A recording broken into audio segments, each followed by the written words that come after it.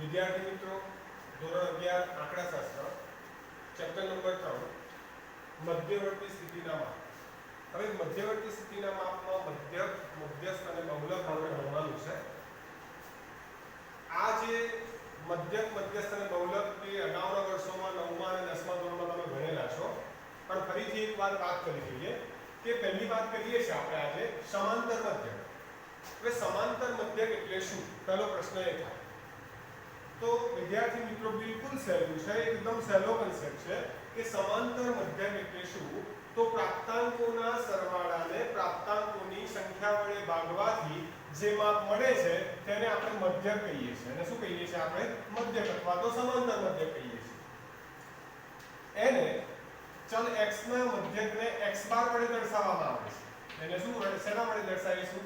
x બાર વડે દર્શાવવામાં આવે છે. કોઈ એક્ઝામ્પલ આપો કે તમે 10મા ધોરણમાં ધારો કે કોઈ વિદ્યાર્થી મિત્રના 60% આવ્યા, 70% આવ્યા એવું તમે બોલો છો, તો એ એક જાતનો મધ્યક જ છે. જેમ કે 10મા ધોરણમાં તમે 7 વિષયની પરીક્ષા આપી, ટોટલ 7 વિષયની પરીક્ષા આપી, એકમાં 80 માર્ક આવ્યા, એકમાં 40 આવ્યા, એકમાં 60 આવ્યા. આ પ્રમાણે તમારું ધારો કે 10મા ધોરણનું ટોટલ 480 થતું હોય, 480 થતું હોય, તો 480 ટોટલ થાય છે, એટલે પ્રાપ્તાંકોનો સરવાળો. અને પ્રાપ્તાંકોની સંખ્યા એટલે કેટલા વિષયની પરીક્ષા આપી તમે? 7 વિષયની. તો 480 ભાગ્યા 7 અથવા તો 6 વિષયની આપી હોય તો અહીંયા 6 લખીએ, તો અહીંયા 6 વિષય હોય તો 6. એટલે કે 480 ભાગ્યા 6 કરીએ તો 6 8 48 બરાબર. એટલે કે 80% આયા છે એવું તમે બોલો છો. એક જાતનો મધ્યક જ છે, એક જાતનો મધ્યક જ છે.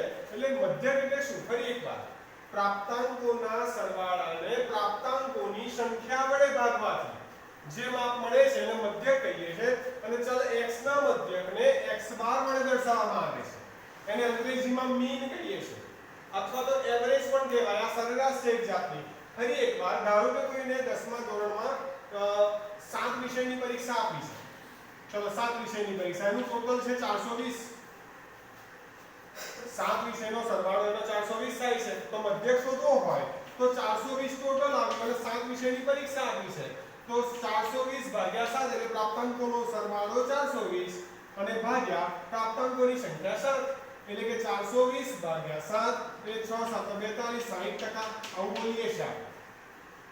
હવે ધ્યાનમાં રાખો કે આપણે સ્વાધ્યાયમાં સ્વાધ્યાય 3.1 ચોપડીમાં પાઠ્યપુસ્તકમાં સ્વાધ્યાય 3.1 પાન નંબર 78 એમાં જોઈએ તો એમાં પહેલો દાખલો જોઈએ છે.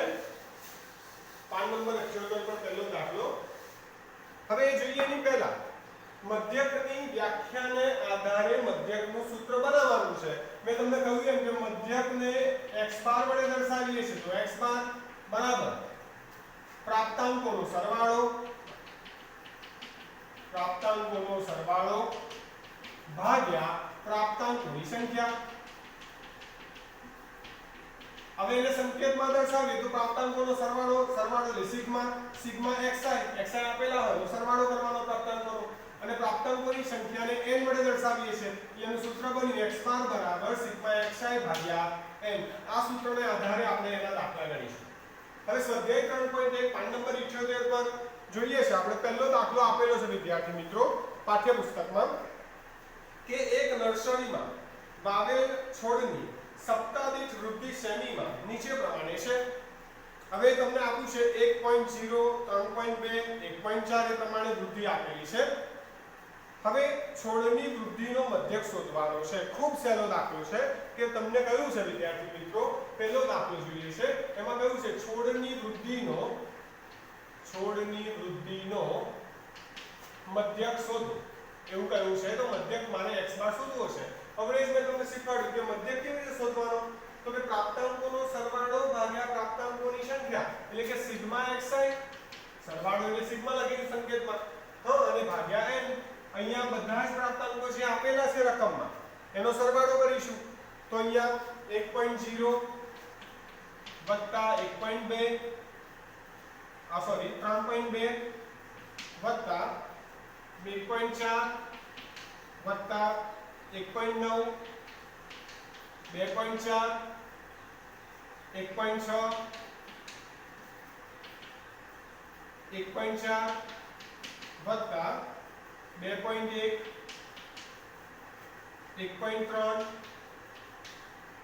અને 1.5 અહીંયા ટોટલ 10 અવલોકન છે તો ભાગ્યા 10 એટલે બધા પ્રાપ્તાંકોનો સરવાળો ભાગ્યા 10 એટલે કે આ બધાનો સરવાળો કરીશું તો 17.8 અને ભાગ્યા 10 એટલે કે x બાર બરાબર 17.8 ભાગ્યા 10 છે એટલે 1 પોઈન્ટ કરીએ તો 1.78 સેમીમાં આપ્યું છે તો કૌંસમાં લખીશું માપ સેમી એટલે કે છોડની વૃદ્ધિનો મધ્યક 1.78 સેમી આવે એકદમ ખૂબ સહેલો દાખલો છે અગાઉના વર્ષમાં ભણેલા છો કે છોડની વૃદ્ધિનો મધ્યક તો કે x બાર બરાબર સિગ્મા xi ભાગ્યા n એટલે પ્રાપ્તાંકોનો બધાનો સરવાળો કરી દેવાનો એટલે 10 પ્રાપ્તાંક છે એટલે ભાગ્યા 10 થયા એટલે 17.8 અને ભાગ્યા 10 એટલે કે 1.78 સેમી એટલે એવરેજ છોડની વૃદ્ધિ અઠવાડિયે 1.78 સેમી થાય છે એના પછીનો બીજો દાખલો જોઈએ દાખલા નંબર 2 એમાં જ દાખલા નંબર 2 જોઈશું આપણે તો દાખલા નંબર 2 માં તમને શું કહ્યું છે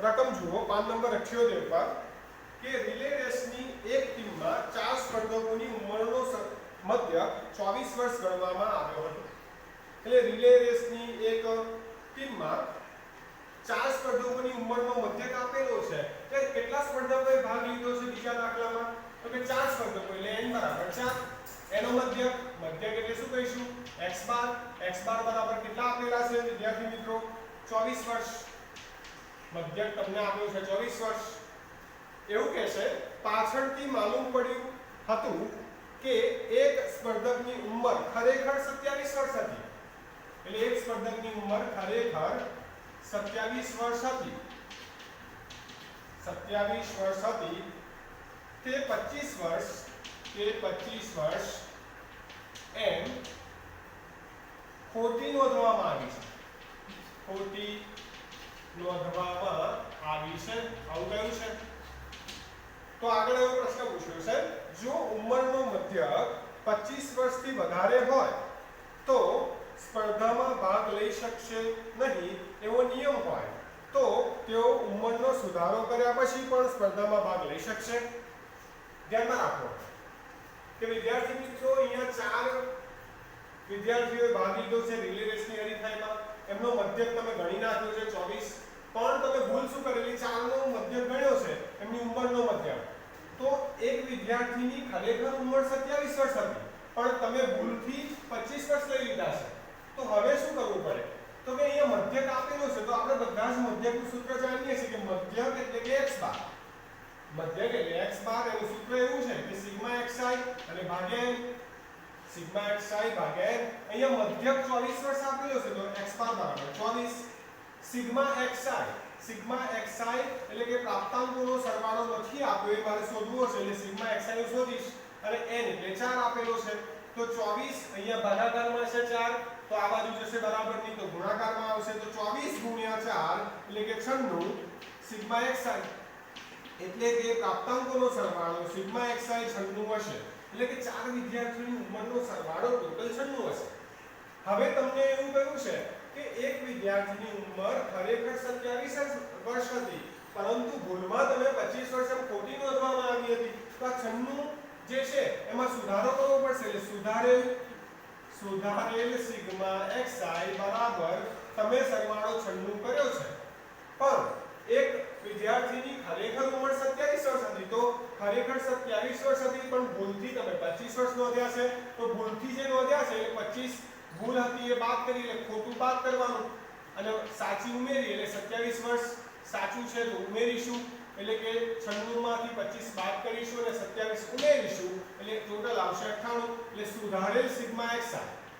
સુધારેલ સિગ્મા xi બરાબર કેટલા આવશે વિદ્યાર્થી મિત્રો 98 હવે આપણે સુધારેલો મધ્યક શોધીએ તો સુધારેલ મધ્યક એટલે કે સૂત્ર આવું જ લખવાનું છે સુધારેલ સિગ્મા xi અને ભાગ્યા n હવે સુધારેલ સિગ્મા xi એટલે કે ઉંમરનો જે સરવાળો 96 હતો પણ એક વિદ્યાર્થીની ઉંમર હતી ને 27 વર્ષ હતી 25 લઈ લીધી 2 વર્ષ ઓછા લીધા હતા તો 2 વર્ષ ઉમેરી ગયા એટલે 98 તો 98 ભાગ્યા વિદ્યાર્થીની સંખ્યા તો 4 જ છે એટલે કે સુધારેલ મધ્યક x બાર બરાબર 98 ભાગ્યા 4 એટલે કે 24.8 24.5 વર્ષ. હવે તમને એવો પ્રશ્ન પૂછ્યો છે કે જો 25 વર્ષથી વધારે ઉંમર હોય તો તેઓ રિલે રેસની હરીફાઈમાં ભાગ લઈ શકશે નહીં. જો ઉંમરનો મધ્યક 25 વર્ષથી વધુ હોય તો ભાગ નહીં લઈ શકે, પણ અહીંયા ઉંમરનો મધ્યક સુધારેલો જોઈએ તો 24.5 વર્ષ આવે છે. એટલે કે જે આ ટીમ જે છે 4 જણની એ રિલે રેસની હરીફાઈમાં ભાગ લઈ શકશે. તો છેલ્લું વાક્ય લખવાનું આપણે. તેથી રિલે રેસની હરીફાઈમાં ભાગ લઈ શકાશે. રિલે રેસની એટલે કે ઉંમરનો સુધારો કર્યા પછી પણ તેઓ રિલે રેસની હરીફાઈમાં ભાગ લઈ શકશે એવું એક વાક્ય લખી દેવાનું. એટલે પહેલા બે દાખલા જોયા આપણે, એના પછી દાખલા નંબર 3 જોઈએ છે, એના પછી ત્રીજો દાખલો જોઈએ છે. હવે ત્રીજા દાખલામાં પણ આ આગળના વર્ષમાં શીખેલા છો એટલે વધારે વાત નથી કરતો, પણ આ પ્રમાણે તમારે સ્વાધ્યાયના દાખલા ગણવાના છે. હવે ત્રીજો દાખલો જોઈએ તો વિદ્યાર્થી મિત્રો એવું આપ્યું છે કે એક મોટા જથ્થામાંથી પસંદ કરેલ વિવિધ સ્ક્રૂના વ્યાસ સેમીમાં નીચેના કોષ્ટકમાં આપેલ છે. તો સ્ક્રૂના વ્યાસનો મધ્યક શોધવાનો છે. અહીંયા વર્ગમાં વહેંચાયેલી માહિતી છે, વર્ગીકૃત અને અવર્ગીકૃત અગાઉના ચેપ્ટરમાં શીખ્યા છો તમે. અહીંયા આપીએ સ્ક્રૂનો વ્યાસ.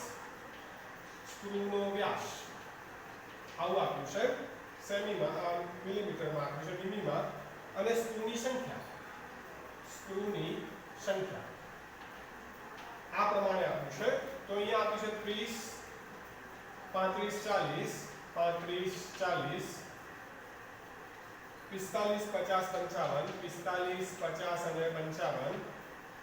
અને સ્ક્રૂની સંખ્યા આપી છે 4 10 15 8 5 અને 3 આ પ્રમાણે આપેલું છે. હવે તમને એવું કહ્યું છે કે વ્યાસનો મધ્યક શોધવાનો છે, સ્ક્રૂની વ્યાસનો મધ્યક. હવે વિદ્યાર્થી મિત્રો ધ્યાન રાખો કે સ્ક્રૂનો વ્યાસ આપ્યો છે, વ્યાસ અહીંયા આપેલો છે, એને શું કહીશું આપણે xi. પહેલું જે માહિતી આપી મને xi કે મધ્યક કિંમત સીધી આપેલી છે, અને સ્ક્રૂની સંખ્યા એને કહીશું fi, ફ્રીક્વન્સી, આવૃત્તિ. હવે ધ્યાનમાં રાખો એકદમ સહેલું છે.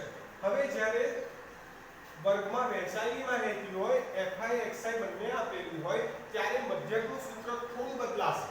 સૂત્ર તો એનું એ જ છે, પણ વાત એની કરી લઈએ છે ચાલુમાં. તો અહીંયા fi અને xi નો ગુણાકાર કરવાનો, એટલે અહીંયા લખીએ fi અને xi નો ગુણાકાર 30 ગુણ્યા 4 એટલે 4 તરી 12 120 બરાબર. એ જ પ્રમાણે 35 ગુણ્યા 10 એટલે કે 350, 40 ગુણ્યા 15 એટલે કે 600, એ રીતે 45 ગુણ્યા 8 કરીશું તો 360, 50 ગુણ્યા 5 એટલે કે 250 અને 55 ગુણ્યા 3 કરીશું વિદ્યાર્થી મિત્રો તો 165. આનો સરવાળો જોઈશું અને આનો સરવાળો જોઈશું. ચલો ધ્યાન રાખજો, fi અને xi નો સરવાળો કરીએ એટલે સરવાળો કરો ને એટલે આગળ સિગ્મા લાગે એટલે સિગ્મા fi xi. અહીંયા સિગ્મા fi એટલે કે fi ના સરવાળાને n કહેવામાં આવે છે. ધ્યાન રાખજો વિદ્યાર્થી મિત્રો, fi ના સરવાળાને શું કહીશું આપણે? n એટલે કે આવૃત્તિના સરવાળાને, ફ્રીક્વન્સીના સરવાળાને આપણે n વડે દર્શાવીએ છીએ. તો અહીંયા જોઈએ આપણે અહીંયા fi નો સરવાળો કરીશું વિદ્યાર્થી મિત્રો. અહીંયા fi નો સરવાળો એટલે કે 45 આવે છે, એને n કહીશું, n બરાબર 45. અને સિગ્મા fi xi નો સરવાળો કરશો વિદ્યાર્થી મિત્રો તો 1845 આવશે. અહીંયા આપણે સ્ક્રૂનો મધ્યક શોધવાનો છે. તો મધ્યકનું સૂત્ર આપણે બધા જ જાણીએ છીએ, x બાર બરાબર આપણે આગળના દાખલામાં એવું લખ્યું સિગ્મા xi ભાગ્યા n. એની જગ્યાએ જ્યારે આપણને આવૃત્તિ આપેલી હોય, આવૃત્તિ વિતરણ આપેલું હોય ત્યારે સિગ્મા fi xi અને ભાગ્યા n. હવે સિગ્મા fi xi નો સરવાળો 1845 અને ભાગ્યા n. n એટલે હવે વિદ્યાર્થી મિત્રો તમે અહીંયા ભૂલ કરો છો કે તમે શું કરશો, પ્રાપ્તાંકોનો સરવાળો અને ભાગ્યા પ્રાપ્તાંકોની સંખ્યા. તો પ્રાપ્તાંકોની સંખ્યા તો 1 2 3 4 5 6 એ નથી લેવાની, fi ના સરવાળાને n કહેવાય એટલે કે અહીંયા 45 લેવાના છે. ધ્યાન રાખજો ખાસ. માટે x બાર બરાબર 1845 ભાગ્યા 45 કરશો તો 41 પાછળ લખીશું એકમ મિલી, એટલે કે સ્ક્રૂના વ્યાસનો મધ્યક x બાર બરાબર 41.41 મિલી થશે. એ જ રીતે વિદ્યાર્થી મિત્રો આગળનો દાખલો જોઈએ. તો દાખલા નંબર 4 કે વિદ્યાર્થીઓના એક સમૂહમાં પાન નંબર 79 વિદ્યાર્થીઓના એક સમૂહના એક કસોટીના ગુણ નીચે મુજબ છે. વિદ્યાર્થીઓના ગુણનો મધ્યક શોધો. આવું કહ્યું છે. હવે આ પ્રમાણે રકમ આપેલી છે વિદ્યાર્થી મિત્રો. ચલો ખૂબ કાળજી રાખજો. અહીંયા તમને કહ્યું છે ગુણ આપેલા છે. વર્ગીકૃત માહિતી છે વર્ગમાં વહેંચાયેલી 0 થી 10. દાખલા નંબર 4 10 થી 20 20 થી 30 30 થી 40 40 થી 50 50 થી 60 અને 60 થી 70.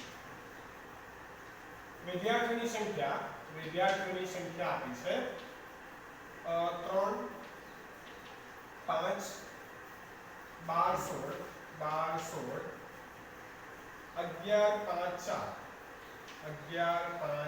4 આવું આપેલું છે. હવે આના આધારે કહ્યું છે ગુણનો મધ્યક શોધવાનો છે. હવે આનો મધ્યક શોધવાનું કહ્યું છે. બિલકુલ સહેલું છે. અગાઉના વર્ષમાં શીખેલા છો તમે. હવે આ વિદ્યાર્થીઓની સંખ્યા આપી છે ને એફઆઈ કહેવાય. પણ સમજીએ પુષ્કળ કે તમે 70 માર્કનો તમારી શાળામાં ટેસ્ટ લીધો હોય. હવે એમાંથી તમારા જે વિદ્યાર્થીઓ છે એનું વર્ગીકરણ આપ્યું છે કે 0 થી 10 માં ગુણ આયા હોય એવા 3 વિદ્યાર્થી છે. 10 થી 20 માં ગુણ આયા હોય એવા 5 વિદ્યાર્થી છે. 60 થી 70 માં આવ્યા હોય ને ગુણ એવા 4 વિદ્યાર્થી છે. તો અહીંયા પહેલા તો fi ના સરવાળાને શું કહીશું વિદ્યાર્થી મિત્રો n. તો fi નો સરવાળો કરીએ આપણે. તો fi ના સરવાળાને n કહીએ છે. તો n બરાબર આ દાખલામાં કેટલા આવશે 56. એટલે કે તમારા વર્ગમાં ટોટલ 56 વિદ્યાર્થી છે. એટલે n બરાબર કેટલા આવશે આ દાખલામાં 56. હવે વિદ્યાર્થી મિત્રો પ્રશ્ન એ થાય કે આમાં તો આપણને xi નથી આપ્યા fi તો આપેલા છે. વિદ્યાર્થીઓની સંખ્યા એટલે આવૃત્તિ ફ્રીક્વન્સી આપેલી છે. એનો સરવાળાને n કહીશું. હવે મારે મધ્યક શોધવો છે પણ વર્ગમાં વહેંચાયેલી માહિતી છે. તો હવે મધ્યક શોધવા માટે હું શું શોધીશ? તો મધ્ય કિંમત. સમજો વિદ્યાર્થી મિત્રો, મધ્ય કિંમતને તમે શું કહો છો? સંકેતમાં xi. તો મધ્ય કિંમત કેમની શોધવાની? તો કે 0 + 10 0 + અધસીમા વત્તા ઉર્ધ્વસીમા ભાગ્યા 2. એક 0 + 10 અને ભાગ્યા 2 બે અવલોકન લીધા છે એટલે અહીંયા મધ્ય કિંમત 5 આવશે. 10 + 20 ભાગ્યા 2 એટલે કેટલા આવશે? 15. 20 + 30 ભાગ્યા 2 એટલે કેટલા આવશે? 25. 30 + 40 ભાગ્યા 2 એટલે કેટલા આવશે? 35. અહીંયા બધાની વર્ગમૂળમાં 10 જ છે એટલે ડાયરેક્ટ તમે સેટ કરો કે 45 55 65. છેલ્લું ચેક કરી લેવાનું કે 60 + 70 અને ભાગ્યા 2 એટલે કેટલા આવશે? 65. એટલે xi અને fi બંને આવી ગયા. હવે આપણે શું કરીશું મધ્યક શોધવા માટે fi અને xi નો ગુણાકાર. એટલે કે fi અને xi નો ગુણાકાર કરીએ 3 * 5 એટલે 15. 15 * 5 એટલે કે 15 × 75. 25 × 12 કરીશું વિદ્યાર્થી મિત્રો તો 300. 25 × 12 એટલે કે 300. 35 × 16 કરીશું તો 560. 45 × 11 કરીશું તો 495. 55 × 5 કરીશું તો કે 275 અને 65 × 4 કરીશું તો 260. વિદ્યાર્થી મિત્રો બીજી એક ટ્રીક બતાવું કે 11 વડે કોઈ પણ સંખ્યાને ગુણવાની હોય ને ત્યારે તમારે શું કરવાનું કે અહીંયા છે 45 × 11. મને વિચાર આવ્યો કે 45 × 11 કરવા છે. તો તમારે શું કરવાનું? આ 5 એમની મૂકી દો, આ 4 એમની મૂકી દો અને 5 અને 4 નો સરવાળો. કોઈ પણ સંખ્યાને જ્યારે 11 વડે ગુણવાના હોય ત્યારે યાદ રાખવાનું 4 એમની ઉતારો, 5 એમની ઉતારો અને 5 અને 4 નો સરવાળો એટલે જે વચ્ચે આવતો હોય 9 એટલે 455. ઓકે. હવે fi અને xi નો સરવાળો કરીશું એટલે આગળ સિગ્મા લાગે. સિગ્મા fi xi આનો સરવાળો કરીશું વિદ્યાર્થી મિત્રો તો કેટલો આવશે? 1980 સરવાળો આવશે. માટે અહીંયા જોઈએ મધ્યક એટલે કે x બાર સિગ્મા fi xi પ્રાપ્તાંકોનો સરવાળો અને ભાગ્યા પ્રાપ્તાંકોની સંખ્યા. સિગ્મા fi xi અને ભાગ્યા સિગ્મા fi xi 1980 ભાગ્યા n એટલે કે પ્રાપ્તાંકોની સંખ્યાનો સરવાળો. તમારા વર્ગમાં ટોટલ 56 વિદ્યાર્થી છે તો ભાગ્યા 56 તો 1980 ભાગ્યા 56 કરશો તો 35.36 ગુણ. ગુણમાં આપેલી છે માહિતી માટે 35.36 35.36 ગુણ આ એનો મધ્યક આવ્યો એટલે એવરેજ વિદ્યાર્થીએ છે ને 35.36 ગુણ મેળવેલા છે એવરેજ વિદ્યાર્થીઓએ 35.36 ગુણ મેળવેલા છે એ જ રીતે વિદ્યાર્થી મિત્રો હવે તમે ઘરે હોમવર્કમાં દાખલા નંબર 6 અને 7 ગણવાનો છે દાખલા નંબર 6 અને દાખલા નંબર 7 ઘરેથી હોમવર્કમાં સ્વાધ્યાય 3.1 નો દાખલા નંબર 6 અને 7 ગણવાનો છે આ જ પ્રમાણે સિસ્ટમ બનાવવાની છે બિલકુલ સહેલું છે ઓકે થેન્ક યુ